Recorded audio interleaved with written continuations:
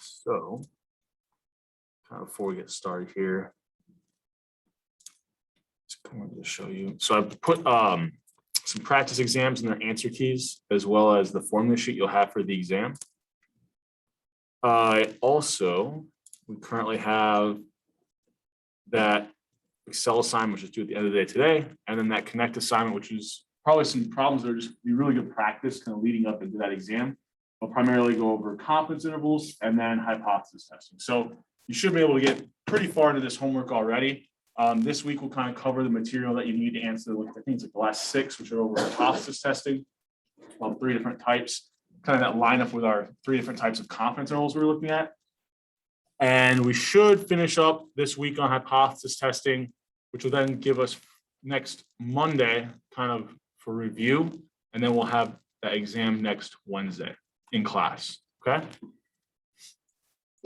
Any questions over anything before we kind of get started material? Yeah. Is our final exam going to be in class or is that going to be online? So that'll be in class. I forget the time for this class. It's on the syllabus. Like, I know a lot of you maybe haven't taken a lot of final exams in person due to not having in-person classes the last year and a half or so. But it should be whatever time we meet. Our time in class has like a registered block during exam. So whatever time is on that syllabus, that's the time block that we have. Yeah. For your exam coming up next Wednesday, are you also going to have those like student tests, I guess, study guides? Yeah. So you mean the standard normal and the student T table? It was like there was like a practice test day, like a practice test. Oh, yes. So that was what was under this files tab. So you've got 2 practice exams and their answers. I'm also tomorrow, hopefully, I think I'll get it done tomorrow. I'm looking at my schedule. I think I'll have enough time. I'm going to record myself working through one of those exams. When I say myself, like it's just going to be my hands and paper. But it'll be me talking and kind of working through each problem. So I'll get that posted and a link. I'll kind of put an announcement up on Canvas and we'll have the link to YouTube of that. And then Monday we'll probably focus more on the second practice exam in class. Any questions that you guys might have over that? Any other questions? So we talked a little bit about hypothesis testing last week, and kind of a little bit of a minor review. So we kind of had these different types of tests, which were left, right, 2 tails. So is the true population mean greater than this value, less than this value, or not equal to? So we had this idea that if we assume the population was something like 7%, our sample mean should be normally distributed around that. Right? So if we see a sample mean of 4.5, right, and I think we had the null alternative were less than 7 for the alternative, greater than or equal to 7 for the. What we're going to do is turn that value we see for the sample mean into something we'll call a test statistic, or for example, where we have a known population variance, that'll come from a standard normal distribution, so we call it a z statistic. It's a test statistic coming from the z tables or standard normal distribution. We could then look that z value up in our table to find the probability we saw a sample mean that was this many standard deviations away from the assumed true population mean, or something even further. That probability was represented our p-value. Once we have that p-value, which just represents the probability we saw this sample mean, or anything even further from that assumed true value, right?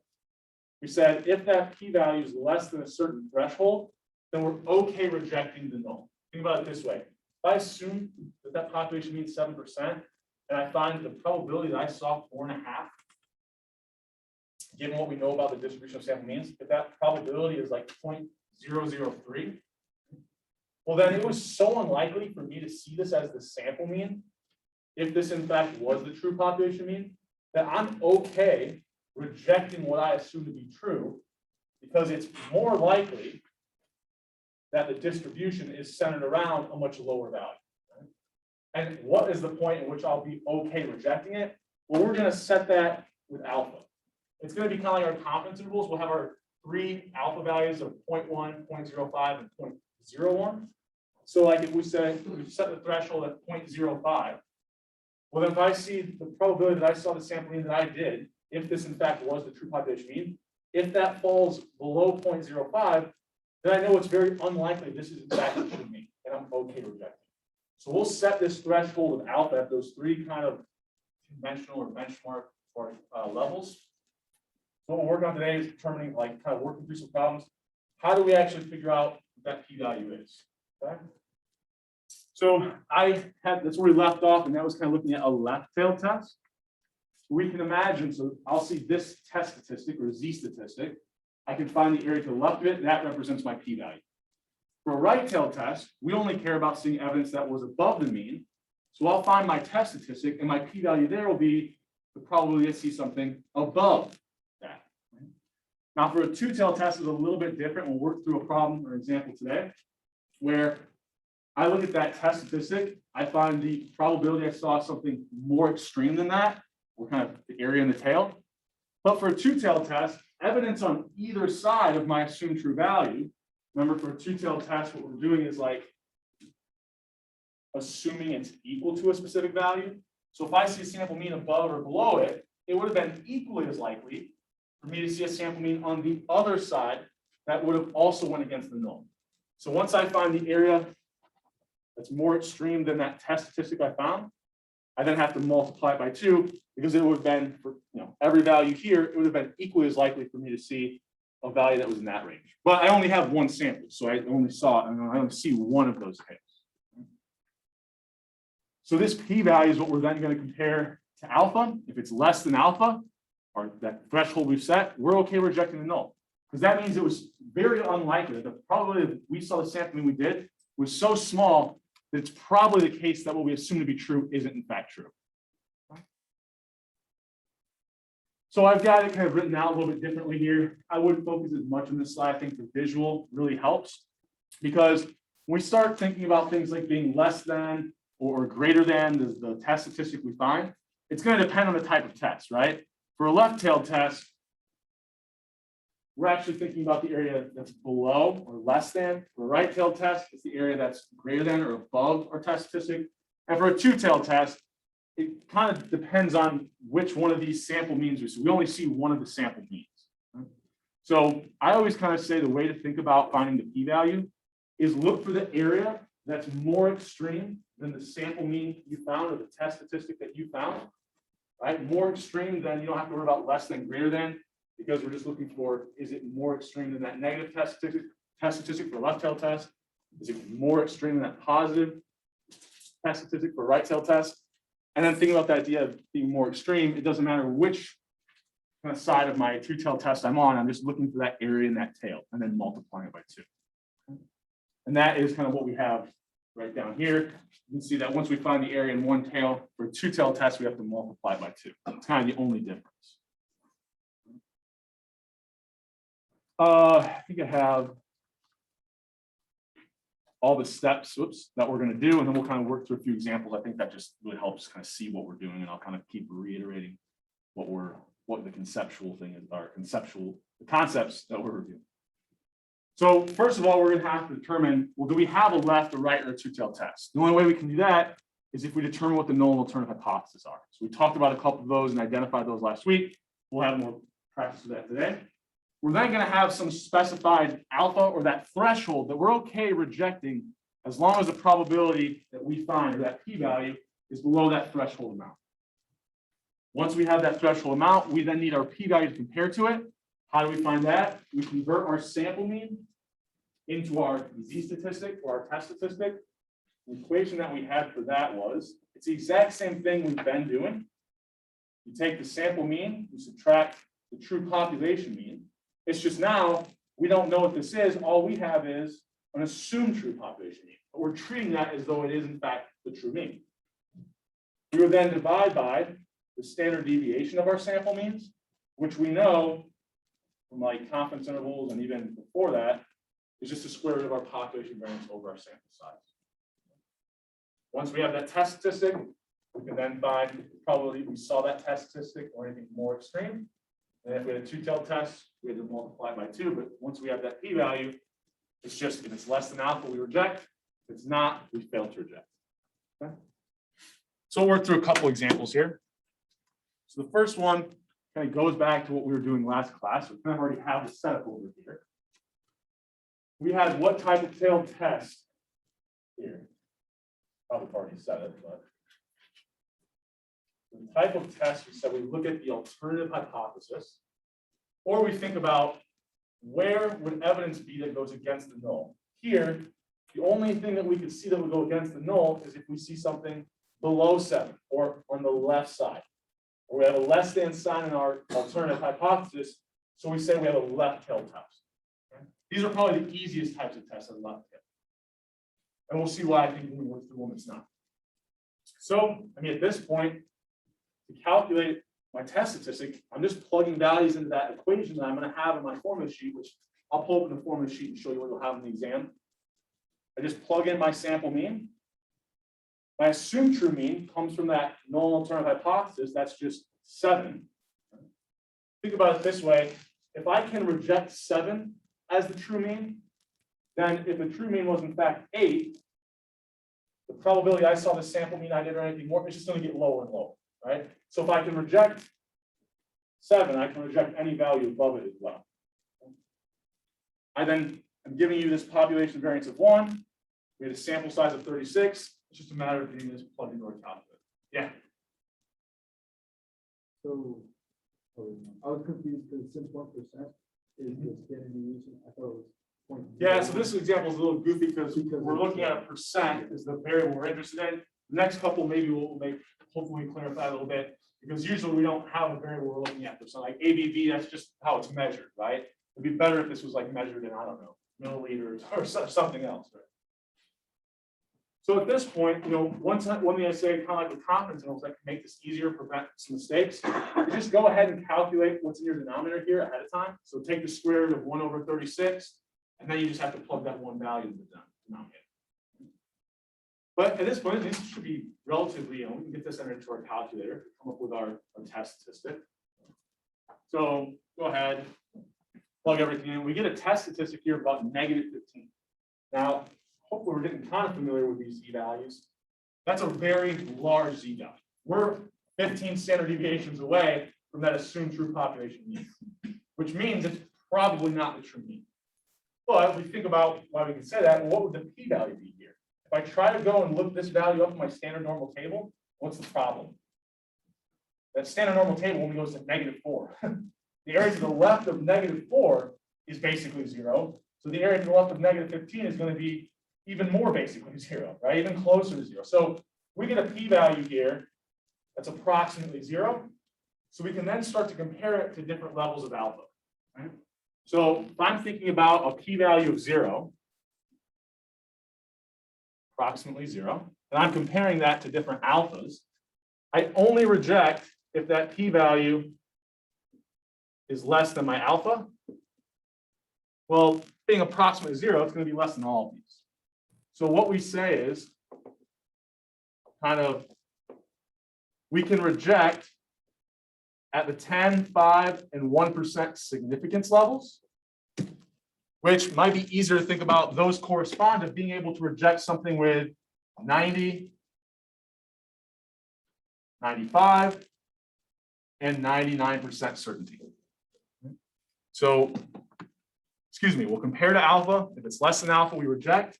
So here, we're going to reject at all of them because our p-value is so small. Right? We'll have a couple examples where it's not that small. It's a little more interesting. But, oops. So we kind of complete that out. We have a p-value of approximately 0. Basically, we reject that all 3 of our kind of benchmark levels. Any questions on anything here so far? Okay. So I had some craft beer meme that I thought was funny at the time. So let's try to work through this example. I want to make sure we get as much practice as possible here. Here it is. So now I've got one where we want to test for whether or not the mean retirement age is greater than 67. So we're going to look at this and say, okay, if I want to test for whether or not the mean retirement age is greater than 67, whatever I'm trying to find or whatever I'm trying to test for, that's my alternative hypothesis. Just like if you're trying to find someone guilty, that's your alternative hypothesis. So we want to see if that mean is greater than 67. So we assume the opposite is true, just like we assume people are innocent, or at least we should. So that null hypothesis will just be the opposite of whatever the alternative was, or the complement. So we assume that it's less than or equal to 67. Okay? So what type of tailed test do we have here? We always look at the alternative hypothesis, you have a greater than sign. So we'd say this is a greater than or a right-tailed test. Or think about it differently. When I'm looking at the distribution of my sample means, it should be centered around the population mean, which we are going to use that assumed value of 67. So the only evidence that would go against the null here is if we see something greater than 67 or something on the right-hand side. So for a right-tailed test, we're going to be looking at the right side of that distribution. For a greater than test, we're going to look at the right side of that distribution. We see a sample mean of 71. I think that's what it is. Yeah, 71. Excuse me. So what we want to do is turn that value into a z statistic or a test statistic that's coming from the z tables. And our p-value will be the probability we saw the sample mean that we did or anything further from that assumed true value, or said differently, the probability we saw that z statistic that we did or anything even greater. Everybody with me up to this point? Any questions here? So right away, I can actually rule out one of these answers.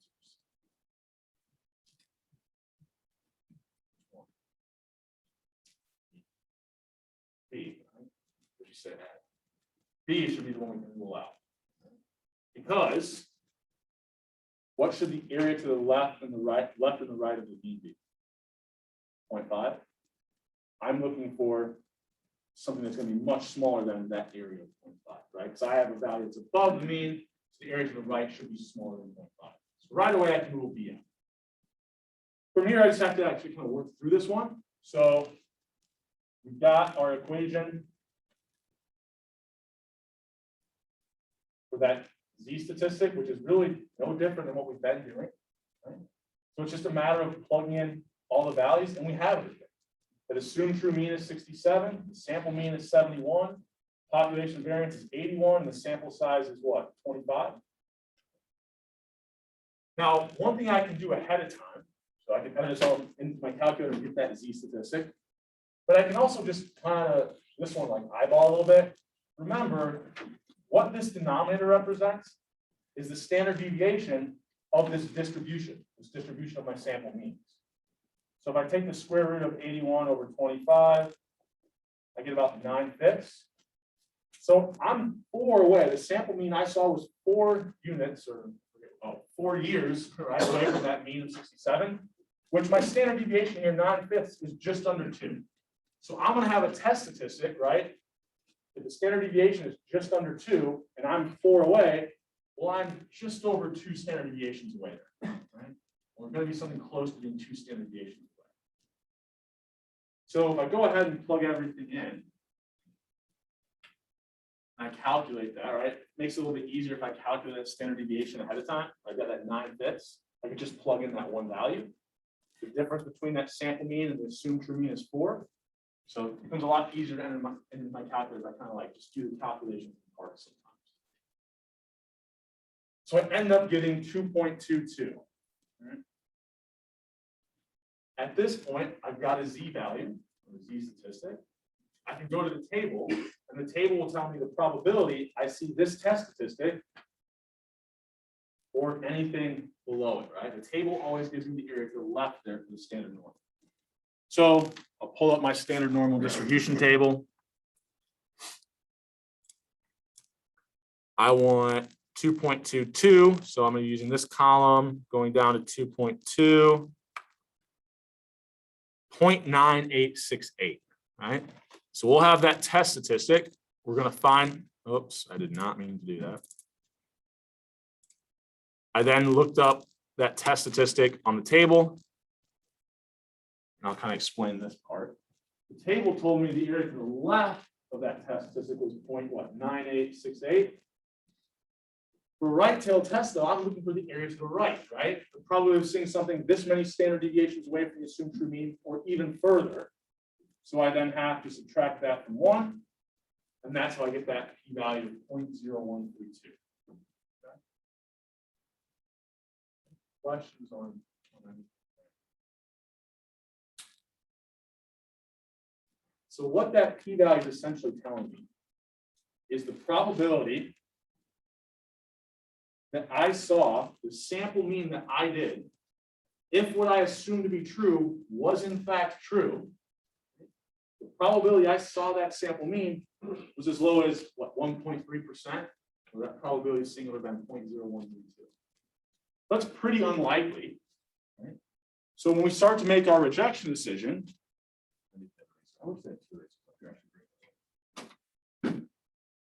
what we're going to do then is start to compare.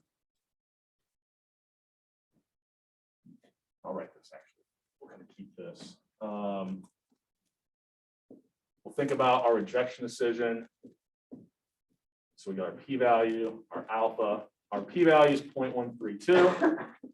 We'll compare it to these different alpha values and make our rejection decision. So is 0.0132 less than 0.1? Yep. So I can reject at the 10% significance level, or I can reject with 90% confidence. Is it less than 0.05? Yeah. So I reject at the 5% significance level as well, or reject with 95% confidence. Is it less than 0.01? Well, almost, but not quite, right? So I would say that I failed to reject the 1% significance level, or I failed to reject it. I can't reject it with 99% confidence. So this is an example where, based off the sample mean I saw, I can reject that null hypothesis with 90 and 95% confidence, or the 10 and 5% significance levels. So this kind of seems like, well, why are we dealing with these? Once we get to some stuff with like regression, just the typical way that we kind of report those, we always use significance levels instead. So I'm starting to introduce it now just so we get kind of familiar with it. Okay. Any questions here? So one thing to point out, can I ever reject something at the 1% significance level, but not at the 10? What would that be saying? That'd be like saying, yeah, I can reject it with 99% confidence, but I can't reject it with 90. Like, what? That doesn't make any sense, right? If you can reject something with 99% confidence, you can reject it with any level of confidence below that, right? So if you find that you reject at that alpha of 0.01, you automatically know I can reject at every alpha that's larger than that, right? Because my p-value is less than 0.01, it's for sure going to be less than 0.05, 0.08 if we wanted to do some weird ones. So if you can reject with 99% confidence or that 1% significance level, then you can reject it all. But sometimes you can end up in a scenario where I can reject at the 10 and 5% significance levels, or with 90 and 95% confidence, but I can't reject it with 99% confidence, right? Any questions or anything here? And all of this is really just based off of what we know about the distribution of sample means. And this is going back a ways before confidence intervals, like we set up what we know about the distribution of sample means. And because we know that, if what we assume to be true is in fact true, it's just very unlikely we saw the sample mean that we did, right? In fact, it's so unlikely we're okay rejecting that as a, the true population mean. Now, we could be wrong. We could, even if this was the true mean, we could have just seen a sample mean that was very unlikely and just happened, to see one that was very unlikely. So we might be wrong in our rejection decision sometimes. In this case, we'd be wrong. Even though the probability of seeing that was only 0.01, it's still possible that we made the wrong rejection decision. We'll talk about that here in just a second, what that would mean. But this is the process through which we kind of make that rejection decision. So, kind of walk us through this first one. Actually, I don't think I pulled up I thought I had it pulled up from my earlier class, and I think I closed out of it. So we'll get this up. So I think the next one I have is we're thinking about an example where I'm looking at some reported average or mean for back to school spending. So I'll kind of help us get set up and mention some things that will help us with this. So this first one, I'm not going to have you answer. I'm just going to open it up now so I can kind of walk you through it. So we've got what we're trying to find. We've got this reported mean of $606.40. We don't think that maybe that's the right value. We think it differs from this, right? So if we're trying to find whether or not it differs from that reported amount, what we're trying to do is test to see, is that population mean not equal to, right? Or is it different than that $606? So we assume the opposite is true, right? So what type of tailed test do we have here? Yeah, it's just someone holding up two fingers. Two-tailed test. Because if I saw sample evidence on either side of this assumed true mean, it would go against it, right? So we're going to be dealing with a two-tailed test. So once we find the area that's kind of like in this right tail, that only reflects half our p-value. Because it would have been just as likely I saw a sample mean on the other side, and that would go against the null. With a null or with a one-tailed test, we don't have to worry about that because evidence on the other side would actually support the null. Right? So that we don't have to kind of worry about the other side distribution. With a two-tailed test, once we find the area in this tail, we then need to multiply it by 2. So, what I want you to work on the next couple minutes, talk to people around you, is try to find the p-value for this test. You've got this assumed true value of $606. You saw a sample mean of 622. So that differs from your assumption, right? We were assuming it was exactly equal to 606. But does it differ enough that you can reject that assumed true value? You can use that population variance. You've got your sample size. We've got our test statistic equation over here. Once you find that test statistic, you can look it up in the table, find the area in that right tail. And then I said for a two-tailed test, one more thing you'd have to do is then multiply it by 2. So I'll give you guys 2-3 minutes to work on this one, kind of working with the people around you, and we'll kind of come back together and talk about it.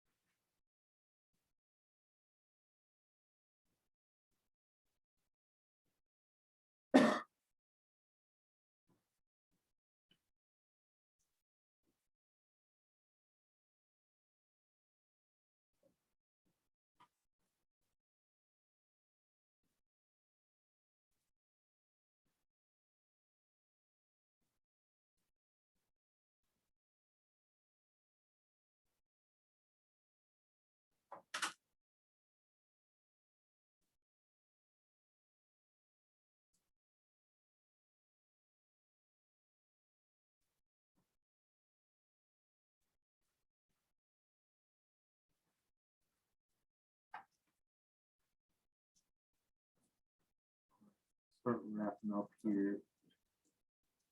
A little bit more time.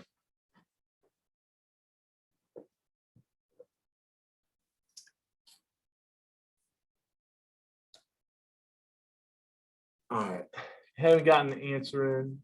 Take your best guess here. Thought I counted 23. So 3 more to make sure you get an answer, and I'm going to close it out here. Got it? All right, 23. There we go. So right away, hopefully, remember, what am I saying this p-value represents? It's the probability we saw the sample mean that we did if what we assumed to be true was in fact true. So if we're looking at here, which one of these could we rule out right away?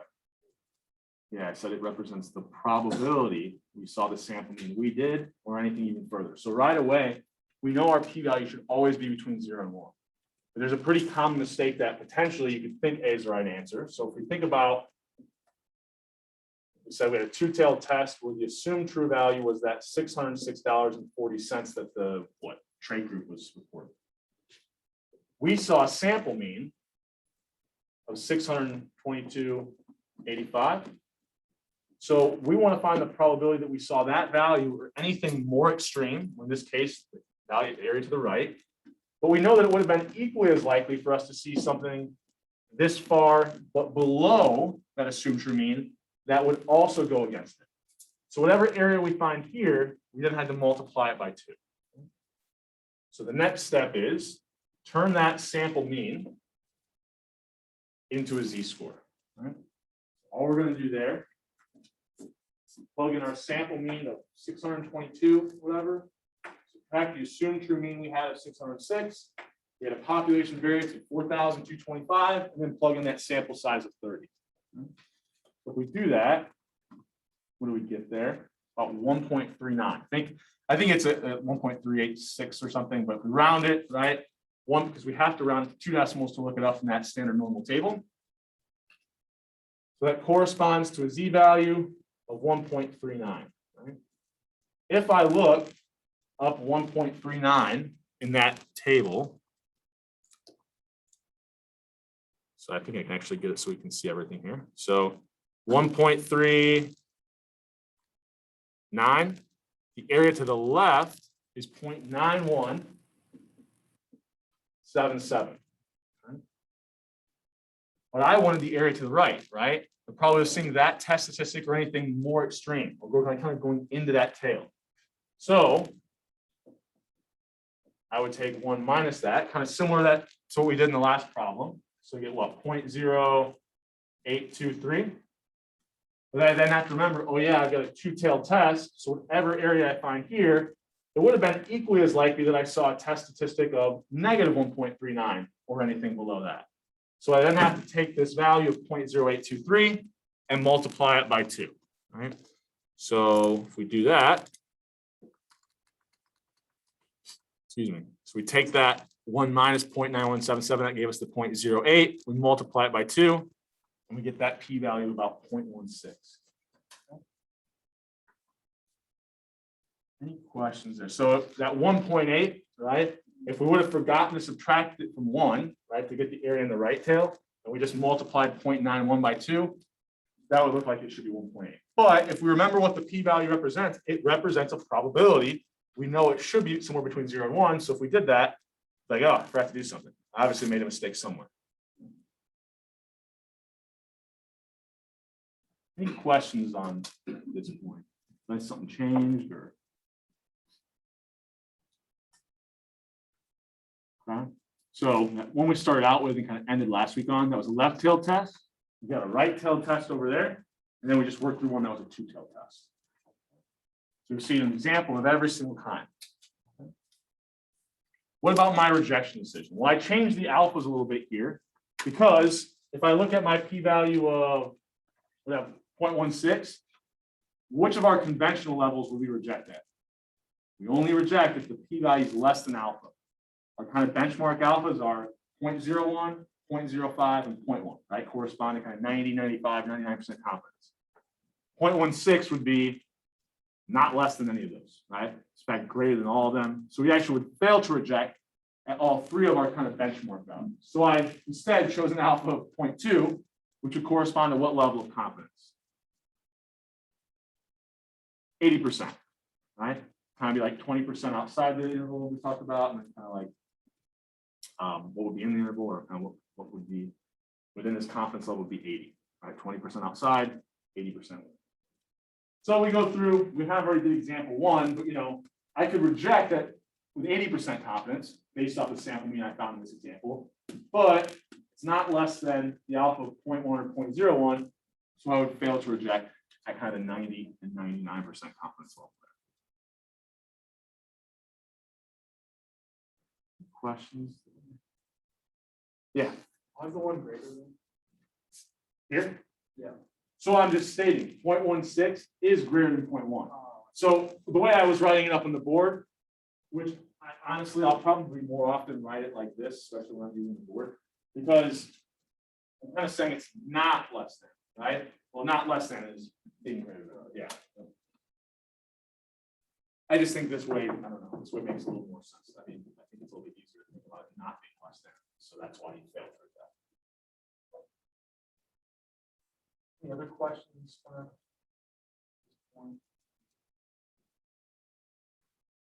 All right. So before we go into this, I want to think about kind of what our p-value tells us, and I'll use the p-value from this other example because it's a little bit more, makes more sense.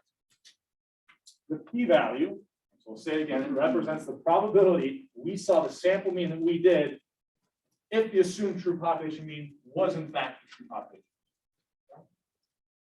Another way of thinking about it is it's basically the last level that we could actually reject the null at. Because if I think about it, I start comparing this to 0.1. Well, it's less than 0.1, I can reject it with 10% significance level. Is it less than 0.09? Yeah, so I can reject it at 9%. Less than 0.08, 0.07. I basically can go all the way down to just above 0.0132, and I'll still be able to reject that null hypothesis. But as soon as I go to an alpha that's just slightly below this, like even like the 0.01 we saw, well, now this is no longer less than alpha. I'm now above that threshold I set, and I failed to reject it. So the p-value is essentially representing this is the last level of significance, right? Which you could have a corresponding confidence level to that I could actually reject the null. It's kind of like my cutoff. So what can go wrong? Well, in this case, let's say like at the 95% level. So let's say I set my alpha to be 0.05. My p-value of 0.0132 would be less than 0.05 from that first example, or the second example, whichever one. So even this, I would reject my null hypothesis. So I reject that the true mean is less than or equal to 67. What if it comes back and I'm able to actually observe the population data and I find out my assumption actually was true? And it just so happened that I saw a sample mean that was really unlikely. Well, basically, if we ever make a rejection decision, right, when we shouldn't have, we'll call this type 1 error. So if I reject my null hypothesis, and then I find out later, in fact, true population mean was the value I rejected, we call that making a type 1 error. I rejected when I shouldn't have. Well, what level of type 1 errors are we going to make? Well, we're always going to be rejecting if the p-value is less than alpha. So if I think about, I'm going to give you a different view of this. If I think about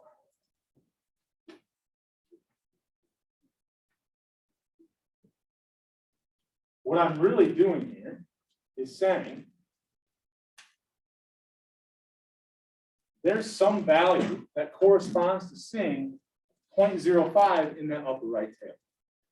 If I see any sample mean in this range, well, the p-value or the area to the right is always going to be less than that alpha.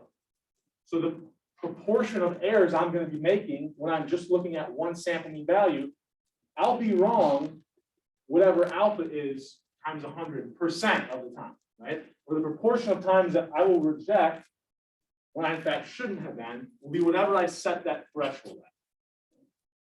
Now, I'm going to be correct, 1 minus alpha portion of the time, so I'm correct a lot more than I'm wrong, right? But there will be these situations that we're sometimes, just like when we build confidence intervals. I'm gonna be right 99% of the time with that confidence interval, but 1% of the time I'm gonna be wrong. Same idea with hypothesis testing. So that level of type 1 error that we're gonna be making will be whatever we set alpha at. Type 2 error, I'm not going to focus too much on that because I'm not going to ask you like any questions about that in the exam. But just kind of know type 2 error is the opposite. It's when I fail to reject the null, even though I in fact should have. And I'll give you an example where kind of give you a visual that lines up with that here in just a second, or how that happens. But kind of, we've got both of these different types of error. So if we fail to reject, and in fact the null is true, then we made the right decision. If we reject, and then the null ends up being false, we made the right decision, right? Type 1 error is when we reject the null hypothesis, but then we find out it's in fact true. Type 2 error is when we fail to reject, but then find out we actually should have, right? That it actually was false. Okay? So you can kind of think about these different kind of, what the true state of nature and what our tests kind of show. So you can kind of envision if I actually had some probabilities here, this starts to look really similar to those contingency tables that we built. So you can start to, kind of see how hopefully all this is kind of connected. Or you can kind of think about what we're doing with Bayes' theorem. You're looking at the outcome of a test, and we had 2 different states of nature. Right? So if you kind of continue to take stats, you kind of start to think about how we then combine this stuff with Bayes' theorem. Right? But we're not going to, so don't worry. So this type 1 error is basically, I already mentioned, we're setting that. That's going to be whatever threshold we set alpha at. So if we want to be really conservative, we'll set alpha really low, like at 0.01. So we're only making errors 1% of the time. Or the probability of errors that we're making with our rejection decision is only going to be 0.01. We sell, maybe we don't want to be quite as conservative. We could set alpha at 0.1. Now we're making errors 10% of the time. The proportion of errors we make would be 0.1. So we're in control of that. I always saw kind of an easy one. Like, let's say we started out with a null hypothesis that someone's not pregnant. Type 1 error would be when you reject the null. So you're rejecting the fact that the person is not pregnant. And very clearly, right, you shouldn't have been rejected. Right? Type 2 would be you fail to reject the null when very clearly you should have been rejecting, right? So kind of type 1, type 2 error are kind of just like different sides of the coin. And we can go back once again, connect that to Bayesian. This type 1 error is essentially our false positive rate. Type 2 error is our false negative rate. So the reason why we focus on type 1 error a little bit more is generally we are more concerned with making the wrong rejection decision in a lot of applied situations. The one place where you really see them focus a lot on type 2 error would be like the medical field, because like type 2 error, I have not pregnant here, but the assumption is generally that like you don't have the disease, or you don't, in this case, oh, that's terrible. The disease isn't that you're pregnant, but it's like the same idea, right? Like whatever you're, the assumed is that you're not fill in the blank, right? You're not sick with this disease. Well, the problem is a false negative means that you're then not diagnosing someone, which then means they could potentially die, right? If you incorrectly think that someone has a disease, as long as the medications and stuff aren't that harmful, it's not as big of a deal that you made a false positive in the medical field. False negatives are where you get sued, right? So, well, you probably get sued either way, but these are probably much larger things. So we've got type 1 error. I said, we're not going to go too deep into this. We were thinking about kind of the relationship of type 1, type 2 error, but we're setting that type 1 error.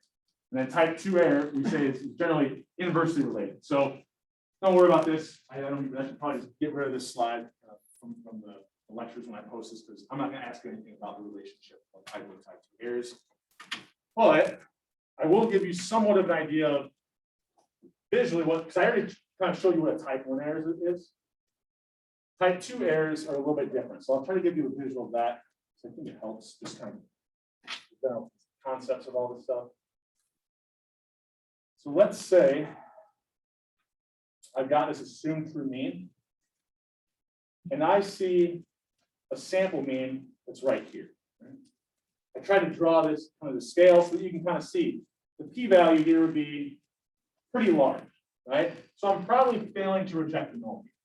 Well, if I'm making a type 2 error, really what I'm saying is I failed to reject the null, even though I should have. So the way that can happen is, where you might look at this and say, well, look, why isn't this the true population mean? I mean, I saw something really close to it. That seems like it should be pretty likely, a pretty likely value for me to see. Well, the issue is that we failed to reject, even though we should have. And what can happen is, let's assume that we then can observe what the true population mean is. So we had some assumed true value for it. After we made our decision, after the fact, we find out, oh, there's some population data. We can actually observe what that true population mean is. Well, then the sample mean should have been normally distributed on this. And it just so happened, you saw a sample mean that was really unlikely. But it was in the direction that then tricked you into thinking, okay, this was really unlikely, but only if I only know that when I see what the actual population mean is. Before I saw that population data, all I had was my sample mean and my assumption. So based off of that, I thought, oh yeah, those are relatively close. My sample mean supports that as being the true value, so I'm not going to reject that. I fail to reject it. After you actually can observe the population data, you figure out, oh, I just happened to get a sample mean that was really far down in that tail, right? It was a really low probability I saw it. I just kind of got unlucky, right? I won't say a bad sample, but I got a sample that was pretty far from that population. So you can kind of imagine this becomes less likely by higher sample sizes. Higher sample sizes decreases that variance on my sample means, so it makes this distribution really, really peak, and it makes it even way less likely I'm going to see some of those sample means that are really far from the population. Right? But like I said, that's not anything we might necessarily test you on, but that is kind of, you know. So where are we at? All right. So what we're going to do for the rest of the class, if we can do hypothesis testing with sample means, we can also do it for sample proportions.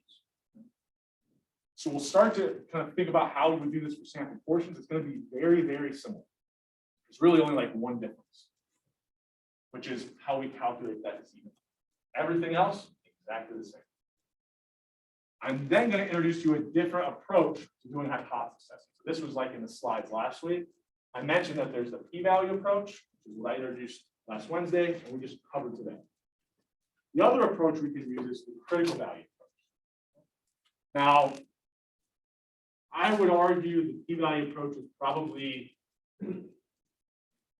more useful, or at least a little bit more useful in application.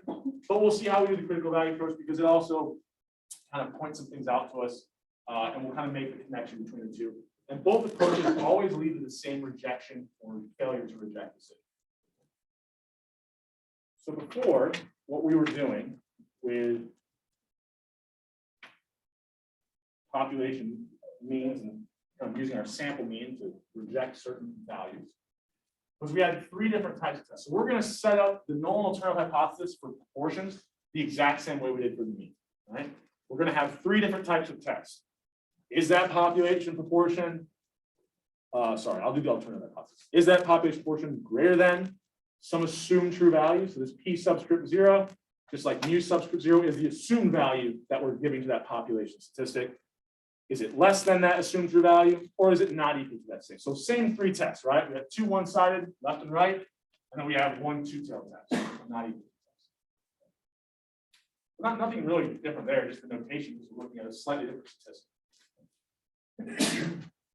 However, so the first two are going to be exactly the same. We determine the null and alternative, and then we specify what our threshold or type 1 error we want to set is. So let's think about that z statistic equation, right, that we were using for our sample mean. We took the sample mean value, subtracted our assumed true population mean, and then divided by the standard deviation of our sample mean, which we knew was just the square root of our population variance over our sample size. It's going to follow the exact same process for the proportion. In fact, we've calculated z values for sample proportions already. Right? We said, what do we do there? We take that sample proportion, p hat, subtract the true population proportion, And then we divide by, instead of dividing by the standard deviation of sample means, we divide by the standard deviation of our sample proportion, which we know is the square root of that true population proportion times 1 minus that true population proportion divided by my sample size. Questions there?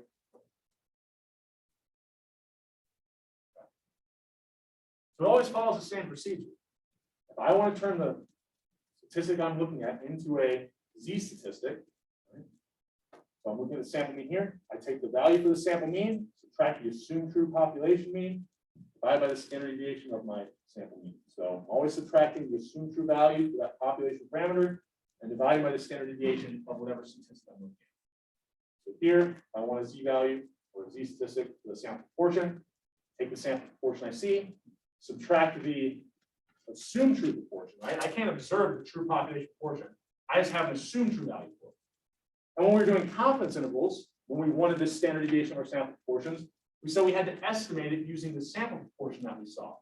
This is going to be one reason why hypothesis testing might be an advantage over the approaching this type of problem with confidence intervals, because instead of having to estimate what that true population proportion is with our sample proportion, well, now we've got an assumed true population proportion down here. We don't have to use our sample to estimate it. We can actually use whatever that assumed true value that we have for that population proportion. But it kind of follows the same procedure. This is really the only step that's different than what we were doing before, right? So we could go through, calculate our test statistic and find the p-value, compare the p-value to alpha, or we can do the critical value approach. So with the critical value approach, before we calculate that test statistic, what we're going to do is come up with these cutoff values where we say, if I see sample evidence that's more standard deviations away from this assumed true population proportion, or if even further, then I'm going to reject the null, right? So we find these critical values, and I'll give you an idea of how we're going to do that in a second. We then compare those to our test statistic. If our test statistic is more extreme or larger in absolute value. I say that because for left or right tail tests, we're dealing with negative values that's actually being less than, it's positive values. So I always kind of use the terminology of, if I see a test statistic more extreme than my critical value or larger in absolute value than my critical value, then I reject. If I don't, I fail to reject. Now, one advantage I would say of the critical value approach or the p-value is the visual starts to become a little bit more helpful. So we've got our test statistic equation over here. I'll give you an idea about how we're going to find these critical values. So if we're looking at that standard normal distribution, we can find the z-values. Right? I'll do a right-tailed test just to make this a little bit easier here. I can find that z-value that gives me my desired type 1 error, or my desired alpha, in this upper right tail, right? If I want alpha to be 0.05, well, I know the area in the tail. I can go to the table, find that area, and find the corresponding z-score. So all critical values are essentially z-values that tell me if I see something, for example, maybe actually, what, 0.05, I think is 1.645. So what my critical value is really telling me is that, oh, we're dealing with proportions, sorry. If I see a test statistic that's in this range, so more than 1.645 standard deviations above that assumed true population proportion, I'm okay rejecting any number of standard deviations away from that assumed true value if it's over 1.645. So if I see a sample proportion, I don't know, I'm just making a value up here that's like 0.93, and that corresponds to like a test statistic or a z-statistic, that's something like, I don't know, 2.5. Well, that is 2.5 standard deviations away from whatever I assumed that population proportion was. And I set the threshold of alpha being 0.05, which I know corresponds to being 1.645 standard deviations away from that assumed true value. So if I see something that's any more than 1.645 standard deviations away from that value, I'm okay rejecting. Well, how do I know how far above that assumed true value my sample proportion was? Well, that's what my z-stat tells me, right? That's the interpretation of a z-value. So I can determine what the critical value is by simply looking up that desired alpha I want in my tail. We've done this inverse process in plenty before. We did it with confidence intervals, right? So once I find, just now we don't divide alpha by 2. Right? So once I find that critical value, I'm basically just saying, okay, this is my rejection region. And if I plot my test statistic and it's anywhere in this region, I'm okay rejecting. Yeah. You only use critical value for proportion. You can use it for means as well. So I'm just kind of killing 2 birds with 1 stone and showing you how we work through some proportion examples and now introducing the critical value approach as well. But yeah, you can use the p-value approach. In fact, when we start working through some of these, I'll show you both of them. And actually, before we leave today, I'll kind of make a connection between the two and show you why they always lead to the same decision. So kind of showed you the right tail. I wouldn't worry too much about this. It gets a little bit confusing when we're dealing with left or right tail tests. The way to do critical values is always just compare the absolute value of your test statistic to the absolute value of your critical value. Or like I say, if it's more extreme. Here's like all the mathematics of different types of tests. But if you just think about, I'm always looking to see, is that test statistic larger in magnitude, regardless of sign. So I've got a visual here that I like a little bit more. Here we go. So for a left tail test, sorry, we did the right tail test first. So we'll start there. For the right tail test, this z value that gives you alpha in your tail, that represents your critical value. So if your test statistic is anywhere in this region, you would reject. So anything above. But for a left tail test, we're only concerned with evidence on the left side. So there, our critical value, we're finding that z value gives me alpha in the lower left tail. And because we're dealing with these really low values for alpha, 0.1, 0.05, 0.01, our critical values for left tail tests will always be negative. Critical values for the right tail test will be the same values, but positive. So that's why I always kind of say more extreme. Because then for the left tail test, if your test statistic is anywhere in the left tail, or actually technically if it's less than your critical value, because we're dealing with negative values. But if you just take the absolute value of everything, the easiest way to remember this would be if the absolute value of your z statistic is greater than the absolute value of your critical value, then you reject. That basically implies your test statistic is somewhere in the rejection region. Now, the two-tailed test is a little bit different because alpha is the total number of typing errors we'll make. Well, for a two-tailed test, we'll be making errors for values we see on the left side, but also errors for values we see on the right. So alpha is the total area. I always kind of say it's the total area in the, write it like this. The total area in the tail if you have one tail. Total area in the tails if you have a two-tailed test. So if alpha totals in the tails, when we look up critical values for a two-tailed test, it's just like confidence intervals. Alpha over 2 is going to be on each side, right? So for a two-tailed test, it goes back to almost just the same process that we looked up those z values for confidence intervals, right? You divide alpha by 2, and there we actually end up with a pair of critical values. There's going to be one on the left and one on the right, right? Because evidence on either side goes against the norm. So that's kind of the differences in finding these critical values for the different types of tests. So if I go back here for a second, I had some other stuff I wanted to show you. There we go. So notice for our less than or left tail and our right tail tests, the critical values we find, I mean, we're using the same 3 alphas. They're always going to be the same, right? So if I go into that standard normal table and I look up 0.1 or 0.05 or 0.01, I'm always going to find the same corresponding z values. The only difference is for a left tail test, they're going to be negative. For a right tail test, they're going to be positive. But for a two-tailed test, because I want like alpha over 2 on each side, these pairs of critical values I have are going to be a little bit different, right? They're going to have to be a little bit larger magnitude. So we kind of will find the same three values for our two-tailed test as well, because we're just going to keep using the same kind of three benchmark alphas. And I'll kind of walk through when we go through these examples. I'll show you, like, just remind you how we use this inverse process, right? But it's basically, I look in the middle of the table for the area that I want, or the alpha or alpha over 2 that I want, and then go up and over to find the corresponding z-score, just like we do with confidence intervals. Like I said, some of the mathematics, it's a little bit more confusing, I think. I think the visual here, I'll come back to this. I just think this is always the way to kind of remind yourself exactly what you're doing. You're looking for these z values. Those are your critical values. Those are your cutoff points that give you alpha total in your tail if you have one tail, or alpha over 2, alpha over 2 in each tail if you have a two-tailed test.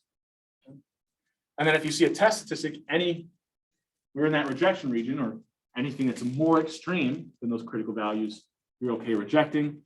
It's not, then you fail to reject. We'll work through maybe one example for that.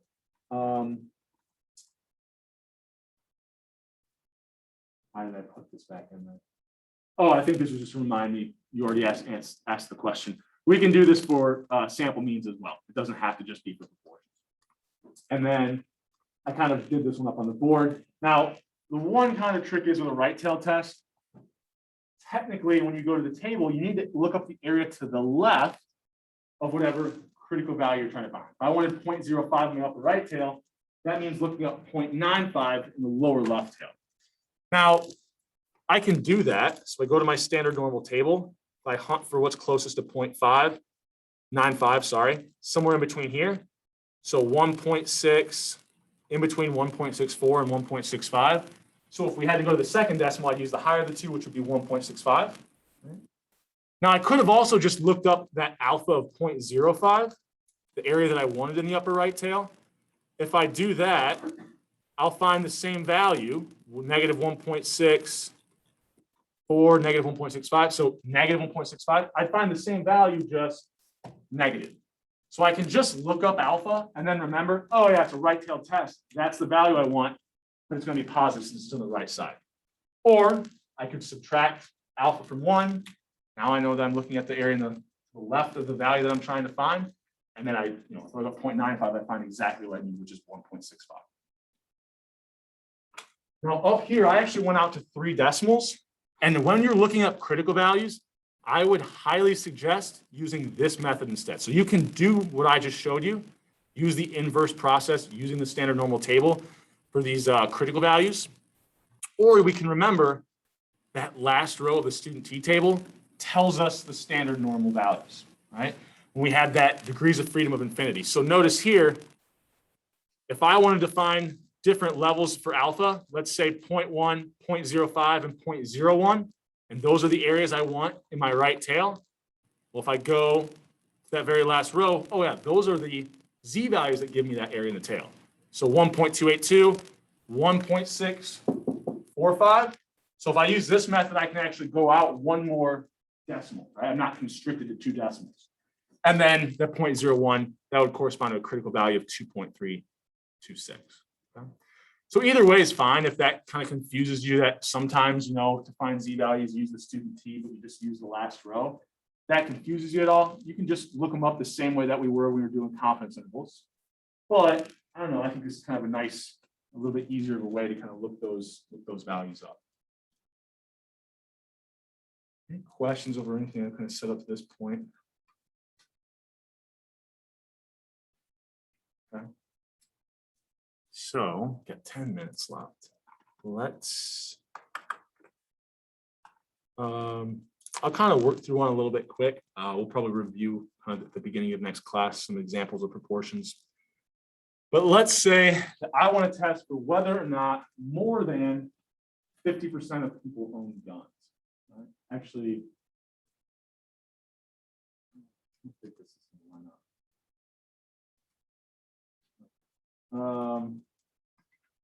I'm going to change this example before next class because I don't like this. So let's see if I have my second example.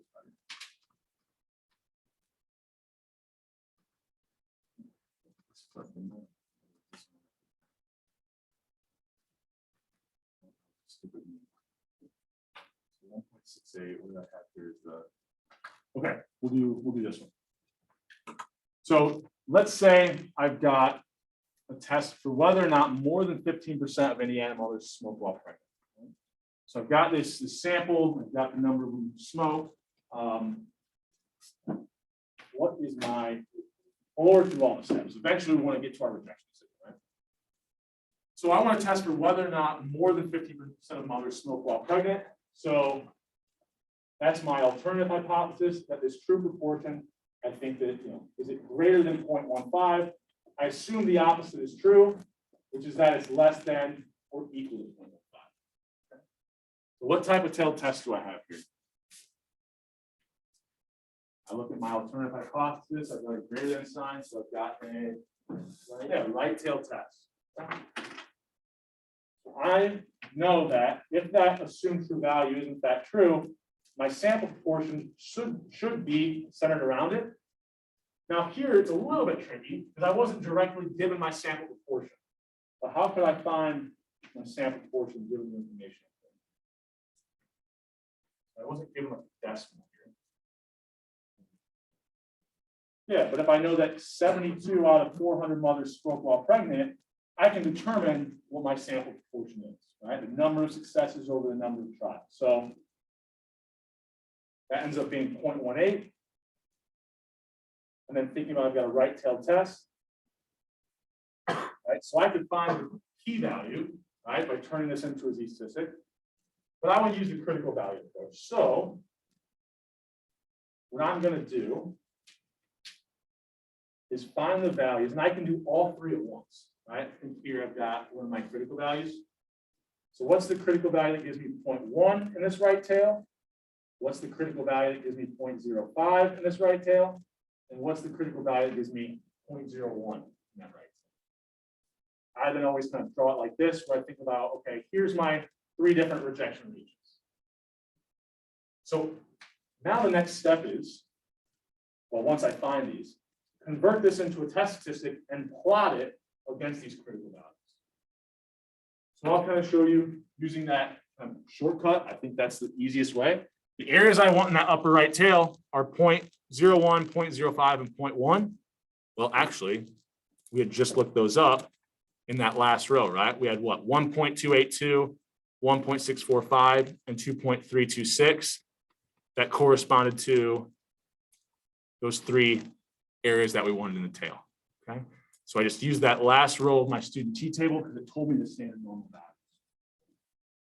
So I have 1.282, 1.645, 2.326. Okay.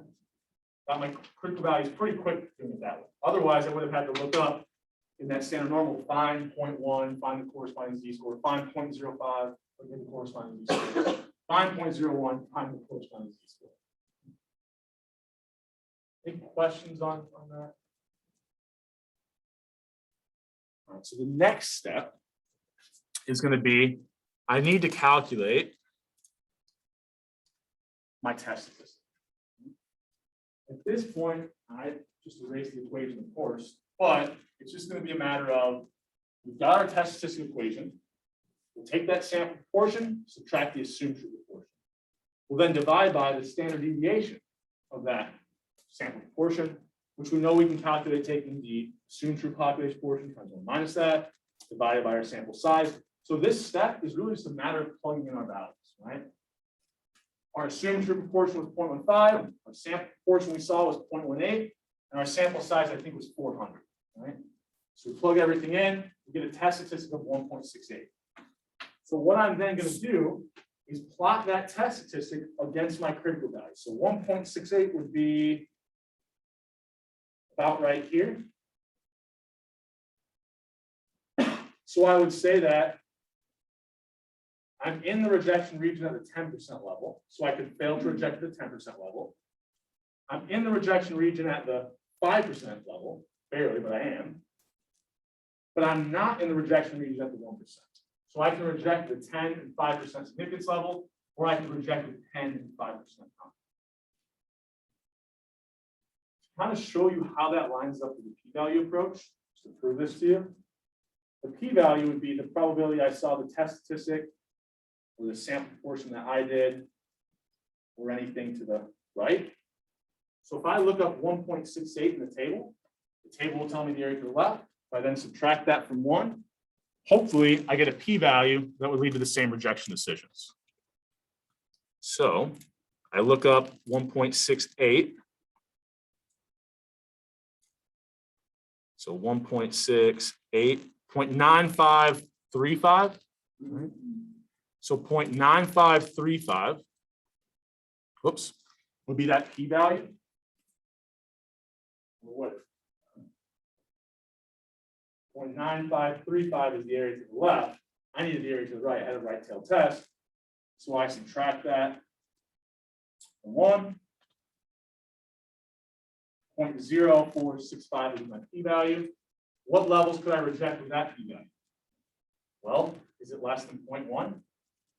Yeah, so I can reject the 10% level. Is this less than 0.05? Just barely, but yeah, so I can reject the 5% level. Is it less than 0.01? No, so once again, I failed to reject that 1%. It's the exact same rejection decision. The reason why, as I can get this, try to show this to you here. I think this will make hopefully connect it a lot. If I'm looking at this standard normal distribution, and I'm finding my critical value that gives me alpha in the tail, right? When I plot that against my Z statistic or test statistic, the area to the right there represents my p-value. So it's like this is the test statistic that corresponds to whatever that p-value is. So the p-value approach, all we're doing is comparing the area under the curve or the area in the tails. So if the p-value is less than alpha, I say I reject. Well, notice both of those areas in the tail have corresponding z values. Alpha is going to give you my critical value, and the p-value is going to be aligned with whatever my test statistic was. So if the p-value is ever less than alpha, in order for that to be true, the test statistic would have to be more extreme than the critical value. And so that's why those rejection decisions will always be the same. So it's almost like we're like just comparing with the p-value approach, we're kind of comparing like the y-axis, or I guess if you think about it that way, and then the critical value approach, we're kind of comparing the values on the x-axis. But because there's like a one-to-one kind of correlation there, and the function isn't moving all over the place, it's like a linear relationship, as that z value gets higher, I know the area in the tail is getting smaller. So whenever the p-value is less than alpha, I know that has to be for a test statistic that's larger than the critical value, larger magnitude. All right, so now that's throwing a lot at you. So on Wednesday, we got one more, go through some more proportion examples. And I have one more thing, which is we'll look at sample means where we only have a sample variance. It's going to be very similar to what we've already worked through with sample means, just with like one small exception, which is that just like confidence intervals, we have to use the student key distribution. So we'll finish that up on Wednesday. We'll probably have a little bit of extra time, I would imagine. I don't have an Excel assignment you'll have to do, but I might show you how to do this in Excel just so that we can kind of see some more examples. So it's kind of like we'll be doing review problems. They'll just be in Excel. But I'll, as we work through them, make the connection to, okay, this is how we do in Excel. How we work through these if we did it by hand as well. So basically just a bunch of hypothesis testing on Wednesday. We'll do some review Monday, and then next Wednesday we have that exam. Okay? All right. We'll see you guys on Wednesday.